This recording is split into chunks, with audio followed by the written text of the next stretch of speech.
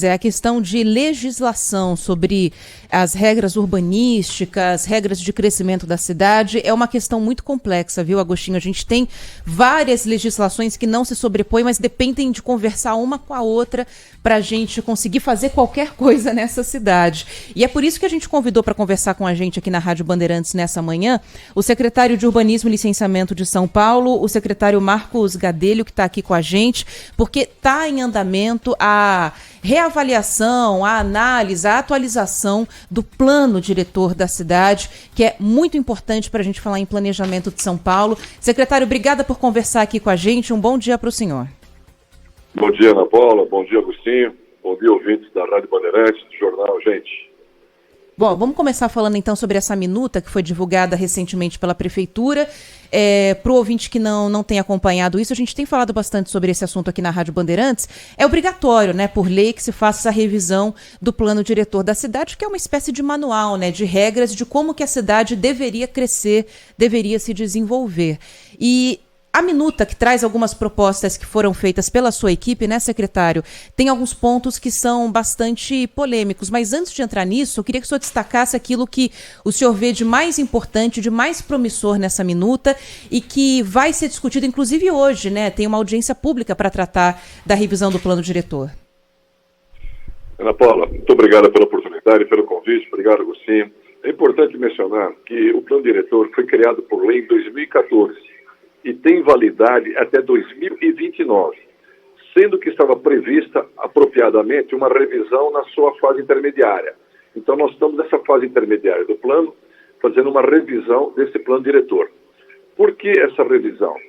Porque nós detectamos, a própria prefeitura, na sua estrutura, faz um acompanhamento do que está previsto no plano diretor e como é que ele foi avançando, como é que ele foi se desenvolvendo nesses anos todos.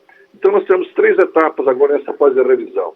Na primeira etapa, a Prefeitura, através da Secretaria da SMU, fez uma avaliação, um monitoramento e levou a pressão da população para se manifestar em relação ao que foi feito pela Prefeitura.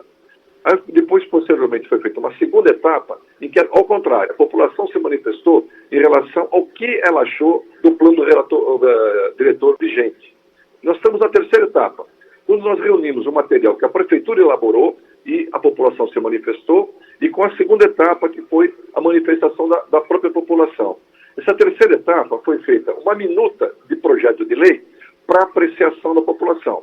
Desde o dia 13 de janeiro e a data até 17 de fevereiro, estará à disposição da população para se manifestar em relação a essa minuta de projeto de lei.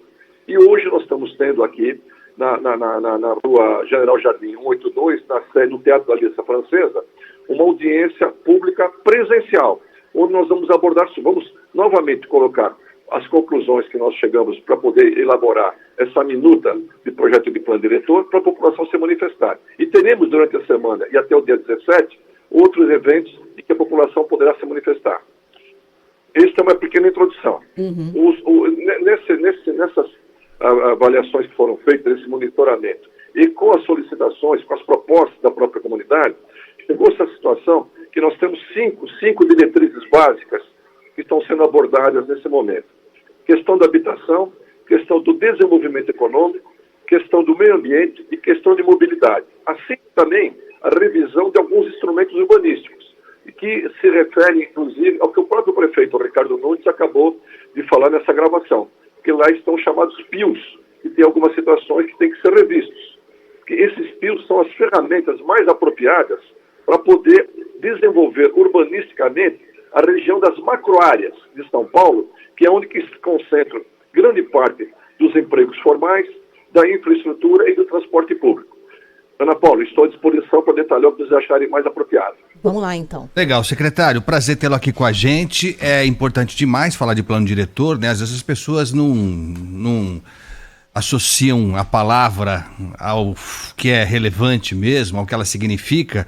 E é interessante imaginar, né, secretário, que a cidade ela é tão dinâmica, para o bem e para o mal, que você tem que toda hora estar revendo o plano diretor, né? Ele tem uma vida útil curta mesmo, né? Porque a cidade ela toma caminhos que às vezes o poder público e a sociedade não tem como antecipar. Mas eu queria começar a conversar com o senhor para tratar de um ponto que eu estava lendo aqui, alguns urbanistas criticando nessa proposta da prefeitura, que segundo esses urbanistas, o novo plano diretor, nos termos em que ele está, ele estimularia menos os apartamentos pequenos, os estúdios, que tiveram uma dinamização nos últimos anos muito grande. Foram vários empreendimentos com essa característica que surgiram em São Paulo, e daria prioridade, se é que isso é verdade, para apartamentos maiores, inclusive com mais de uma vaga para carro. E em regiões próximas, por exemplo, a grandes vias, a terminais de ônibus, terminais do metrô. A crítica que se faz, secretário, é a seguinte: quando você estabelece que vai priorizar, se é esse o caso, apartamentos maiores com 2 vagas para carro, você automaticamente estimula as famílias a terem mais carro. E essa proximidade dos metrôs e dos terminais rodoviários se perderia, além de você complicar o trânsito em São Paulo, que já é bastante complicado por si só. Existe mesmo isso? Qual é a ideia de você criar empreendimentos com mais vagas para carros, secretário? Agostinho, é muito importante essa sua colocação. Nós precisamos esclarecer isso, tornar transparente essas situações que estão acontecendo. Esse plano diretor, que foi criado em 2014, estimulou acertadamente que se fizesse assentamentos nas regiões em que tem uma maior infraestrutura na cidade, também são servidas de transporte coletivo. Só que aconteceu foi o seguinte: algumas dessas regiões estão muito próximas do dia a dia da gente. As concentrações que ocorreram foram concentrações construtivas e não populacionais. Ou seja, aquilo que era para acontecer não aconteceu. Esses apartamentos, como eles chamam, esses espaços pequenos, não aconteceu o que a gente esperava. Ou seja, eles foram ocupados transformados em estúdios, muitos deles, e se tornaram locação do chamado Airbnb. Ou seja, a população que a gente quer que esteja nesses locais, que fosse atraída para esses locais, isso não aconteceu. Então eu falo, mas por quê? Porque, em grande parte, é porque o custo dessas áreas se tornaram tão altas que se tornaram inviáveis. E, ao mesmo tempo, nós estamos propondo agora, deixando claro, nós estamos numa fase de discussão, nós não estamos definindo, né? Nós estamos propondo o seguinte, é que o tamanho mínimo seja de 35 metros quadrados, porque surgiram habitações, ou estúdios, ou espaços de locação com 18, 20 metros, 24 metros. Quer dizer, isso não vai acomodar pessoas e não vai adensar região nenhuma, tá certo? Então nós estamos prevendo pelo menos 35 metros que cabe uma família com 1 ou 2 filhos. E aí sim, você tem direito a uma vaga, entendeu? Então nós não estamos estimulando a vaga, ao contrário, nós estamos tirando essas vagas todas, porque acontecia, cada apartamento desse de 18 a 20 metros tinha direito a uma vaga. E efetivamente, quando eles fazem parte de um conjunto num edifício, essas vagas se transformavam em locação ou propriedade dos apartamentos maiores.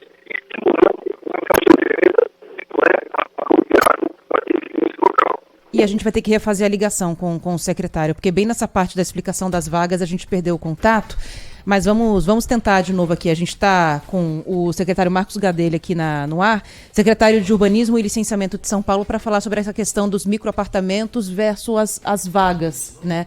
É uma questão complexa de se entender, mas o que o secretário está dizendo é que esses apartamentos atraíram o perfil que não era o que a prefeitura queria, que era o perfil de famílias, pessoas de baixa renda, nessas áreas de grande acesso a transporte público. Agostinho, assim, se você for assim ao centro de São Paulo, por exemplo, tem algumas ruas, o secretário falou que estava fazendo uma audiência, inclusive, na rua General Jardim. Na General Jardim, perto do Minhocão, só nessa quadra tem 3 prédios de microapartamentos. 3.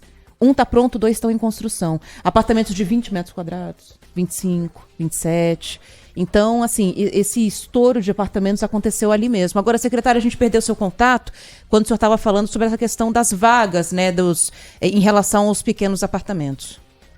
Perfeitamente. Então, o que está estimulando, o que nós estamos fazendo agora, o apartamento mínimo, não quer dizer que vai ser isso. Quem vai definir são essas reuniões todas, tá certo? Pode ser que hajam transformações. É uma proposta em função do que nós fizemos, o nosso monitoramento e do que a população se manifestou. Então, a ideia é não ter apartamentos tão pequenos e com vagas, que seriam as vagas não computáveis, tá certo? Porque isso estimularia tivesse a transformação dessas vagas, a transferência para apartamentos maiores, do próprio condomínio que fazem parte esse conjunto de apartamentos. Então, nós estamos tentando minimizar, nós queremos que haja concentração de população, não concentração construtiva, de concreto, entendeu? A ideia é... E por quê? Porque são nesses eixos, chamados eixos estruturantes, que se concentra o maior centro de mobilidade, de transporte coletivo. E o que é? Que a população carente, que necessita de trabalhar na região central, possa, em vez de se deslocar, estar presente nesses locais, morar nesses locais. Você mencionou a região aqui em torno do Minhocão. É uma região muito bem servida, que a gente espera que haja uma concentração grande. Inclusive, tem áreas aqui, está adiantando até para você, que são chamadas EIS, Zona Especial de Interesse Social, que é justamente para atender a população de baixa renda. Agora, secretário, só pela oportunidade, desculpa, Ana, claro. Mas, salvo engano, existe um dispositivo que permite que esses apartamentos tenham mais de uma vaga para carro. Existe essa possibilidade? Eu estou enganado? Não, veja bem, a ideia é você ter módulos, em função do módulo ter uma vaga. Porque também tem uma coisa, Luciano, você não muda a cultura por decreto, por lei. Eu vejo pelos meus filhos hoje usam o transporte coletivo e usam o Uber, os veículos que tem no mercado, porque eles acham que é mais favorável. É uma questão cultural que aconteceu no mundo todo, entende? Agora, a preocupação não é com essa faixa socioeconômica. A preocupação é com quem não tem condições financeiras morar na região central. É isso que nós temos que estimular. Entende? E essa é a grande dificuldade. E que há um conflito grande em relação a isso, porque essas áreas, como são escassas, nós podemos até falar o porquê disso, e o prefeito mencionou agora há pouco, na fala dele, é que você não está conseguindo, em função de algumas judicializações, você estimular o desenvolvimento dos chamados projetos de integração urbana, que na verdade são planos de intervenção urbana na tal da MEM, que é na macro área de estruturação metropolitana, onde que tem infraestrutura e que nós precisamos desenvolver a cidade. Ou seja, se você tiver uma oferta maior de terra, o preço cai. É por isso que você não consegue trazer a população de baixa renda para esses corredores hoje, porque os terrenos se tornaram muito caros e o poder aquisitivo deles não é suficiente para isso. Esse é o equilíbrio que tem que ter. Essa é a grande discussão da cidade. Agora, é difícil de fazer essa, entre aspas, briga, né, com o mercado, porque a gente falou recentemente aqui na rádio, inclusive, de um caso de um apartamento que foi lançado em Higienópolis. Tudo bem, Higienópolis é um bairro mais caro mesmo, mas era um apartamento, Agostinho, de 10 metros quadrados, avaliado em R$200 mil. Tem apartamento na região aí do Minhocão, na média de R$300 mil, apartamentos de 25, 27 metros quadrados. É um negócio surreal, né? São apartamentos muito caros, realmente, e não cabe uma família, para uma pessoa morar ou um casal apertadinho mesmo, não tem jeito. Agora, como é que a prefeitura vai estimular moradia social, vai brigar com essa questão do custo do metro quadrado? Porque a gente fala, aonde tem muita oferta, o preço deveria cair. No centro, a cada espaço que existe, derrubam um estacionamento e levantam um prédio. O que tem de prédio sendo construído em áreas que a gente achava que não cabiam mais esses prédios é um negócio inacreditável. Então, oferta a gente tem, só que o preço não está acompanhando essa queda ainda. Como é que vocês pretendem estimular, principalmente, moradia de baixa renda, aliás, moradia de baixo custo para as famílias de baixa renda, principalmente nessas regiões? Então, essa é muito oportuna, Paula. Essa questão do Pio Central, que nós estamos, já foi aprovado na Câmara, já foi sancionado pelo prefeito, pela administração, ele estimula a construção de habitações de interesse social na região central, principalmente o chamado centro histórico e no centro metropolitano, pegando a parte de Sé e República principalmente. Uma das situações que nós estamos apresentando é o Torga Zero. Quer dizer, é um estímulo total para que a construção. E você, veja bem, você tem em torno de 2 milhões São Paulo diariamente. Imagine o sofrimento de algumas pessoas nesse deslocamento. E a cidade migrou. Quem vive em São Paulo há alguns anos sabe que a região central era a região mais privilegiada de São Paulo. Migrou para Paulista, migrou para Faria Lima, migrou para Berlim, muito em função do desenvolvimento da área econômica. Né? Então, vamos retornar à região de São Paulo Central, onde tem uma belíssima infraestrutura, só que tem um mix de habitações. Não entrou essa habitação de interesse social. Nós queremos que todas as classes sociais retornem. Como antigamente era a Avenida São Luís, Lago do Arocho, esse mix de sociedade é importante até para poder fortalecer o comércio. E uma das metas nossas é justamente o fortalecimento do comércio. E,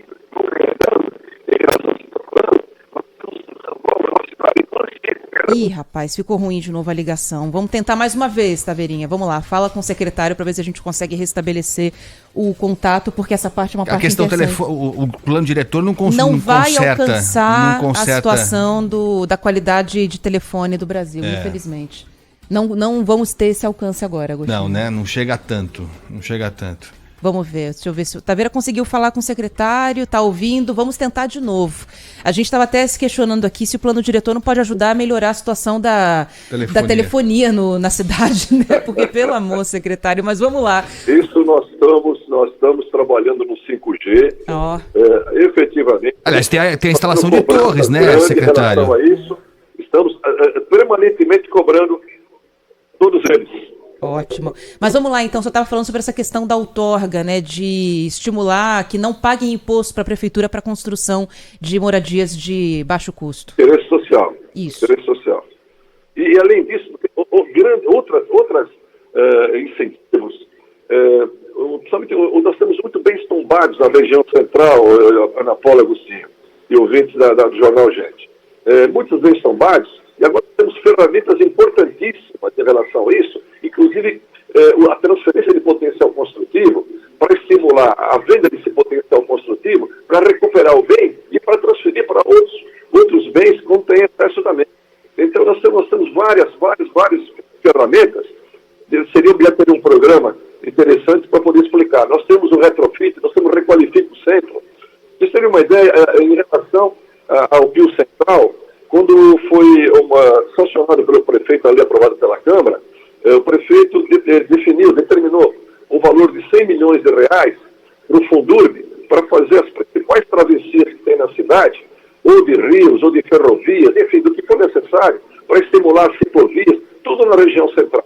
Quer dizer, é um incentivo total para recuperar essa região do centro. E, é lógico, priorizando também essa população que carece de habitação e que pode habitar nessa região central. Porque São Paulo precisa ter vida à noite. Não é só durante o dia, a região central de São Paulo. Nós estamos conversando com o secretário Marcos Gadelha, secretário municipal de Urbanismo e Licenciamento, sobre o novo plano diretor. Secretário, e as casas, os imóveis abandonados no centro, hein? Eu já vi tantos números disso, 30 mil, 40 mil, não sei se a prefeitura tem esse número contabilizado de imóveis abandonados, que tem tudo para se transformar num espaço importante, inclusive para moradia, para pessoas de baixa renda. Como é que a prefeitura está lidando com isso? Eu já ouvi dizer que as notificações aos proprietários, enfim, pedir explicação dessa gente toda, né? Porque você não pode ter um imóvel largado, né? Sem interesse social ali, existe regra para isso. A prefeitura tem notificado essa gente toda, enfim, o que se pode esperar nesse sentido, secretário? Agostinho, isso daí dá para fazer um programa inteiro com vocês, se vocês me permitirem um dia, porque essa história é tão longa, e eu participei disso há tantos anos. Tem imóveis aí que já estão em fase, que foram declarados de utilidade pública, e já estão na 5ª alíquota progressiva. Um desses imóveis que caracterizavam, inicialmente eram especulações, deixaram de ser especulações. Mas tem diversos desses imóveis que nós estamos tratando com os proprietários. Nós vamos fazer um trabalho intenso para poder utilizá-los, quer seja para transformá-los em bem para a própria iniciativa privada ou para ocupação de famílias, ou até de próprios municipais. É uma discussão presente nesse momento na Prefeitura de São Paulo e Santa Agostinho. E há muitos anos se aborda sobre isso, e agora nós efetivamente estamos tratando concretamente desse assunto. E é verdade o que você falou, é uma judiação ter essas áreas todas no centro. Muitos são problemas de herança, problemas de brigas familiares, e causado grandes problemas. Nós temos até legislação que favorece uma desapropriação ou uma intervenção num espaço como esse. E dá para ter alguma projeção? Enfim, vamos conseguir até o final do ano X imóveis que estão mais... Eu sei que são pendengas judiciais de famílias e tudo, é uma confusão desgraçada mesmo. A gente sabe que herança é uma maluquice, mas dá para a gente ter ideia até o final do ano quantos imóveis estariam disponíveis? Há alguma projeção nesse sentido, secretário? Afirmar quantos serão, Agostinho, eu não posso te fazer isso, até seria liderando da minha parte, que eu talvez não possa cumprir o que eu vou falar. Mas eu te falo o seguinte, são muitos os imóveis e não é um trabalho de uma secretaria, é intersecretarial, entendeu? Nós estamos fazendo uma comissão, existe a comissão, está trabalhando em cima disso e pretendemos, inclusive, a conversa já avançou até com o governador anterior, iremos ter uma conversa com o governador, com a equipe do Estado também, para trabalhar conjuntamente para a ocupação desses espaços. E alguns desses imóveis, inclusive, pode servir como contrapartida até nas próprias PPPs que são elaboradas, entendeu? Então tem diversos estudos em cima disso, muito interessantes, e que eu acredito muito que vai acontecer. Acho que é importante mencionar, Agostinho e Ana Paula, se vocês me permitirem, essa questão dos bens tombados na região central. Nós temos um exemplo que se tornou um ícone para nós, muito interessante, que é o antigo prédio da Light, onde hoje tem o Shopping Light. Aquele bem tombado era a intenção inicial, que pretendia-se fazer um museu lá, né? E, felizmente, nós conseguimos fazer chama-se o termo apropriado, chamamos a reconversão do bem tombado. Então, o que é interessante alguns desses bens, Agostinho? É transformá-los em fontes de receita. Fazer com que esses bens, dentro da cidade, possam ser edifícios que gerem uma economia para atender a população, né? Esse é um grande desafio e que outros países, grandes cidades, também já fizeram isso com grande sucesso. Isso é uma provocação que a gente faz até para a iniciativa privada. E hoje tem ferramentas, tem estímulos, tem recursos para isso, como contrapartida do próprio município, para estimulá-los a transformá-los em bens que possam gerar uma economia local. Então, muitos desses imóveis que você mencionou, que são bens até tombados, nós estamos estimulando que aconteça isso. Bom, a gente está com o tempo apertado aqui, eu sei que o senhor daqui a pouquinho tem que ir para essa conferência, essa reunião que vai começar daqui a pouquinho, secretário. Então, para encerrar, eu queria que o senhor desse o caminho das pedras aqui para o nosso ouvinte que está interessado em participar, dar sugestões, entender o plano diretor, às vezes tem algo ali que está ligado diretamente ao dia a dia, ao endereço onde ele mora. Como é que faz para participar? Ainda dá tempo de mandar sugestões? Ana Paula, muito bom isso. Olha, nós vamos ter ainda algumas reuniões através das plataformas, mas o mais importante é anotar no nosso site planodiretor.sp.prefeitura.sp.gov.br. Nessa plataforma aqui, nós temos a minuta todinha desse projeto de lei do plano diretor e a população pode se manifestar em relação a esse tema. Quando você fala o mais importante é que a população coloque a sua preocupação. Às vezes, Ana Paula, não está ligada diretamente ao tema, mas tem interface com o tema. E nós obtemos essa informação. À medida que obtém essa informação, a gente pode trabalhar em cima dela também.